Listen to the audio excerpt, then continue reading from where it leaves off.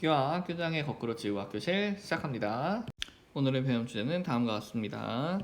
자, 허블이 은하를 많이 관측을 했었어요.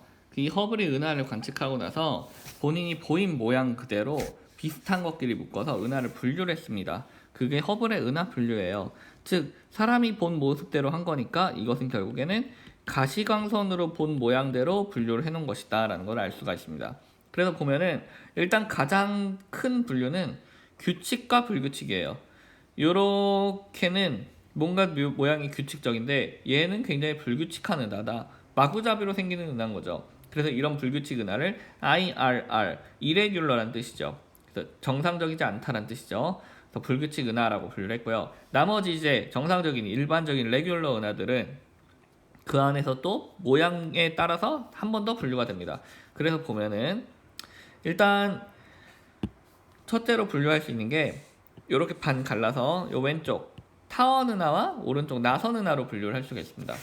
타원 은하 같은 경우에는 딱 봤을 때 모양이 타원형이다 라는 거예요. 그래서 타원 모양이다 라는 건데 지금 보면은 E0부터 E1, E2, E3, E4, E5 해서 E7까지 분류를 해놨습니다. 그래서 E0에 가까울수록 1에 가깝고요. E7에 가까울수록 점점 더 찌그러진 타원이 되는 거죠. 이렇게 원에서 타원 쪽으로 좀 더 찌그러지는 걸 뭐라 부르냐? 바로 편평도라고 부릅니다. 편평도가 증가하는 방향으로 E0부터 E7까지 분류를 할 수가 있어요. 말 그대로 평평해진다 이렇게 생각하면 좀 쉽겠죠. 그 다음에 오른쪽에 이제 나선 은하도 또 두 갈래로 분류를 하는데 위쪽에 정상 나선 은하와 아래쪽에 막대 나선 은하로 분류를 하게 됩니다. 정상 나선 은하 같은 경우에는 어떤 특징이 있냐? 가운데 이렇게 핵이 있고요. 이 핵에서 이렇게 나선이 나와요. 근데 막대 나선 은하 같은 경우에는 핵이 있고 요 옆에 막대가 달려 있습니다. 그리고 이 막대에서부터 나선이 나와요. 이런 두 개의 차이가 있습니다. 그래서 정상 나선 은하는 보면 SA, SB, SC로 분류를 하는데 보면은 일단 S가 스파이럴이에요. 스파이럴이 나선이란 뜻이죠. 그러니까 나선 A, 나선 B, 나선 C겠죠. 결국에는 한글로 하면. 근데 A에서 C로 갈수록 어떤 특징이 있느냐? 지금 보면 핵의 크기가 이 가운데 핵인데 핵이 얘는 큰데 얘는 조그맣죠. 핵의 크기가 이쪽으로 갈수록 핵의 크기가 작아지는 경향이 있고요. 그리고 여기 나선팔을 보면은 지금 여기 A형은 나선팔이 이렇게 빡세게 감겨 있는데 C형으로 갈수록 점점 느슨해지는 걸 볼 수가 있어요. 그죠? 즉 A에서 C로 갈수록 나선팔의 감긴 정도가 느슨해진다 라는 것을 볼 수가 있겠습니다. 막대 나선 은하도 똑같아요. SBA에서 SBC로 갈수록 핵의 크기 작아지고 나선팔 감긴 정도 작아지는 거 똑같습니다. 그러면은 왜 얘는 SBA, SBB, SBC냐? 스파이럴에 막대가 붙어 있으니까 바를 붙인 거예요. 그래서 스파이럴 바 A, 스파이럴 바 B, 스파이럴 바 C로 나타내게 된 거죠. 이게 허블이 분류한 은하들입니다. 허블이 분류한 은하는 눈으로 봤을 때 보인 모양대로 분류를 한 것이에요. 이 중에서 우리 은하는 막대 나선 은하예요. 우리가 있는 태양이 속해 있는 우리 은하 같은 경우에는 여기에 있습니다. 여기 SBB와 SBC의 중간 정도예요. 우리 은하의 존재는 요쯤이다. 그것까지 알고 있으면 되겠습니다. 자, 그럼 이렇게 은하들의 모양이 다르다는 것은 그 은하들마다 뭔가 특징이 다르기 때문이겠죠. 그 은하의 특징을 한번 보도록 하겠습니다. 자, 먼저 타원 은하와 불규칙 은하를 비교해서 한번 봐볼게요. 얘네들을 비교하는 게 쉽습니다. 자, 어떤 특징이 있느냐? 타원 은하 같은 경우에는 성감 물질이 거의 없습니다. 있긴 있는데 거의 없는 거죠. 근데 이렇게 성감 물질이 거의 없다는 것은 무슨 말이냐면 더 이상 뭉칠 애들이 없다는 거예요. 우리 별의 진화 과정할 때 성운에서 성감 물질들이 중력 수축에 의해 뭉쳐서 새로운 별이 탄생한다라고 얘기를 했는데 그럴 일이 없다는 거예요. 즉 여기는 새로운 별이 탄생할 일이 없으니까 여기 있는 별들은 대부분 늙은 별입니다. 그럼 늙은 별들은 당연히 에너지를 빵빵하게 못 내겠죠? 그러니까 늙은 별들은 에너지가 약해요. 즉 온도가 낮다. 그래서 늙은 별들은 결국엔 붉게 보이는 경향이 있습니다. 늙고 붉은 별들이 타원 은하에선 많이 관찰이 됩니다. 온도가 낮기 때문인 거죠. 반면에 불규칙 은하 쪽은 어떠냐? 여기는 성감 물질이 굉장히 많습니다. 그 말은 이제 막 새로운 별들이 탄생하는 중이라는 거예요. 그러니까 여기는 젊은 별들이 많습니다. 젊다는 얘기는 얘는 지금 온도가 높다는 거겠죠. 막 한창 막 이렇게 열을 내고 있는 거니까. 그 젊고 여기는 온도가 높은 푸른 별들이 많이 관찰된다라는 것을 볼 수가 있어요. 자, 이번에는 나선 은하 한번 봐볼게요. 나선 은하는 먼저 구조부터 봐볼 건데요. 나선 은하의 구조를 옆에서 보면 이렇게 생겼습니다. 이렇게 생겼고, 이 중심부의 이 부분을 우리는 은하 핵이라고 부르고 있어요. 그리고 여기가 이제 나선 8이라고 부르고 있고요. 나선 부분을 얘를 이제 위에서 보면은 이런 모양이 되겠죠. 이런 모양. 이걸 이제 옆에서 본 겁니다. 요 위에 그림은. 자, 그랬을 때 이제 은하에 중력이 영향을 미치는 범위까지를 은하라고 부르거든요. 그 범위를 표현해 보면 대략 한 이렇게 됩니다. 이런 식으로 돼요. 이 은하에 중력이 영향을 미치는 이 범위 속 여기를 바로 우리가 헤일로라고 부르고 있습니다. 자, 그럼 나선 은하는 특징을 어떻게 볼 거냐면 은하의 핵 부분과 그리고 나선 8 부분으로 나눠서 특징을 한번 봐볼 거예요. 은하의 핵 부분은 어떠냐면 여기는 성간 물질이 거의 없습니다. 자, 그럼 아까 위에랑 똑같겠죠. 성간 물질이 없다? 그러면 온도도 낮겠네. 그럼 새로운 거 합성도 안 되니까 늙고 붉은 별들이 많겠구나, 이렇게 생각할 수가 있는 거죠. 반면에 나선 8 부분은 성간 물질이 많습니다. 자, 그런 말은 얘는 이제 막 뭐가 막 합성되고 있고, 즉 결국에는 온도도 높고 젊고 푸른 별들이 많겠다라는 것을 알 수가 있는 거죠. 그래서 특징이 이렇게 비슷하게 이렇게 연결되는 것을 볼 수가 있습니다. 자, 허블이 분류한 은하들 외에도 조금 특별한 은하들이 있어요. 이런 걸 우린 특이은하라고 하는데, 특이은하들을 한번 봐보겠습니다. 첫 번째 특이은하로 전파은하라는 게 있어요. 이름에서 보다시피 이것은 강한 전파를 방출하는 은하입니다. 자, 근데 어느 정도 강한 전파냐? 일반 은하에 비해서 수백에서 수천만 배나 강한 전파를 방출하고 있어요. 그러니까 엄청나게 센 전파겠죠. 그러다 보니까 이 전파 은하는 그냥 가시광선으로 봤을 때는, 눈으로 봤을 때는 타원 은하처럼 보이는데, 이게 가시광선이 아닌 전파로 봤을 때는 좀 다르게 보이겠죠. 전파를 많이 방출하니까. 그래서 전파로 봤을 때의 모양이 요 그림처럼 요런 모양으로 보이더라 하는 거죠.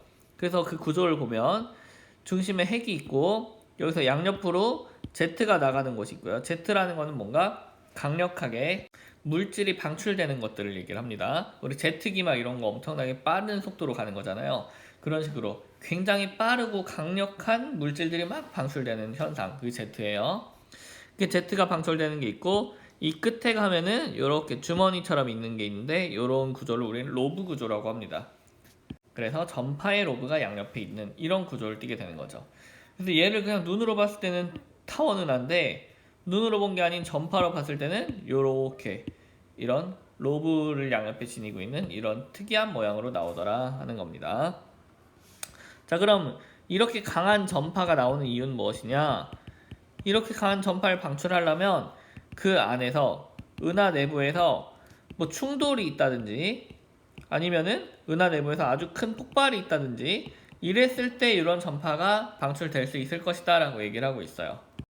우리가 뭐 직접 가서 확인한 건 아니라 정확히 모르죠. 추정을 하는 거죠. 이럴 것이다 라고.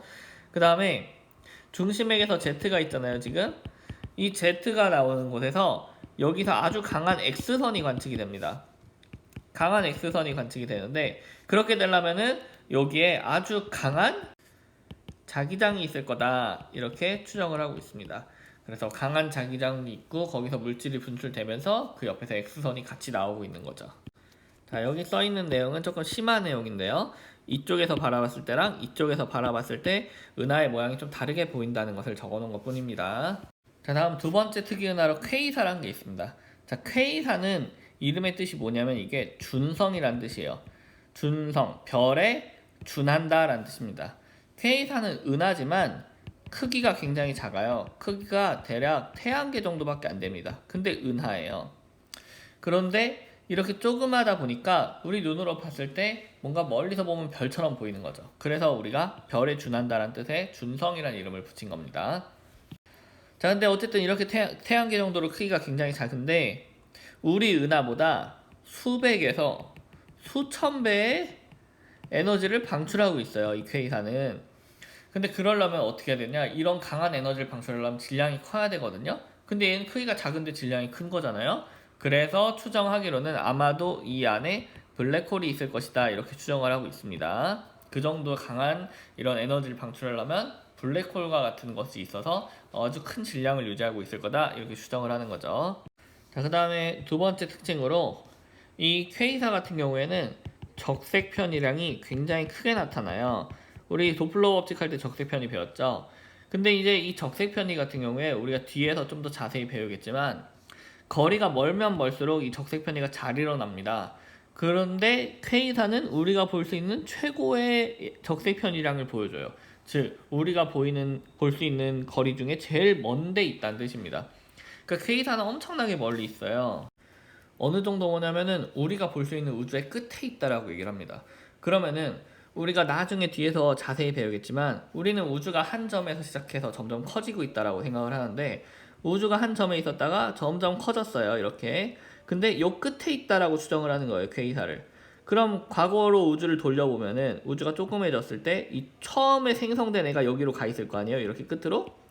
그러니까 결국에는 이 퀘이사는 끝에 있다는 말은 처음 만들어진 것이다라고 추정을 할 수가 있고 그 말은 퀘이사는 바로 우주가 생성되었던 그 당시 생성된 초기의 천체일 것이다라고 추정을 하고 있습니다. 처음 만들어진 것이기 때문에 제일 멀리까지 가 있다라는 얘기죠. 자, 그럼 여기서 하나만 더 응용을 해보면 그럼 우주 생성 초기의 천체가 퀘이사라고 한다면 퀘이사가 엄청 멀거든요. 여기서 우리 지구까지 도달하는 빛이 막 130억 광년 이상 지났어요. 130억 광년 정도 떨어져 있어요. 그러니까 막 빛의 속도로 130억 년을 가야만 도달할 수 있는 거리란 말이에요. 그러면 저 모습은 130억 년 전에 출발한 빛이니까 우주의 나이가 130억 년이라고 한다면 결국에는 우주가 탄생했을 그 당시의 모습을 우리한테 비춰주는 것이다. 이렇게 추정을 할 수가 있는 거죠. 즉 쉽게 말하면 K사 주변을 보면은 그게 바로 과거의 최초의 우주의 모습을 보여주는 거다. 이렇게 생각을 할 수 있겠습니다. 그 다음 또 하나의 특이 은하로 세이퍼트 은하라는 게 있습니다. 세이퍼트 은하 같은 경우에는 그냥 우리 가시광선으로 봤을 때는 일반적인 그런 나선 은하로 보이게 되어 있습니다. 자, 그런데 얘는 보통 은하랑 비교했을 때 굉장히 강한 방출선을 보여주고 있어요. 그러니까 이렇게 넓고 강한 방출선을 보여주고 있다는 얘기는 얘는 지금 방출선이 막 이렇게 강하려면 은하 내에 가스 구름이 매우 빠르게 회전을 해야 됩니다. 자, 근데 이게 이렇게 빠르게 회전을 하려면은 결국엔 중심부의 질량이 커야지 회전이 빨라지는 거예요. 이게 만류인력으로 잡아 당겨줘야 회전이 되기 때문에. 그럼 중심부 질량이 매우 크다?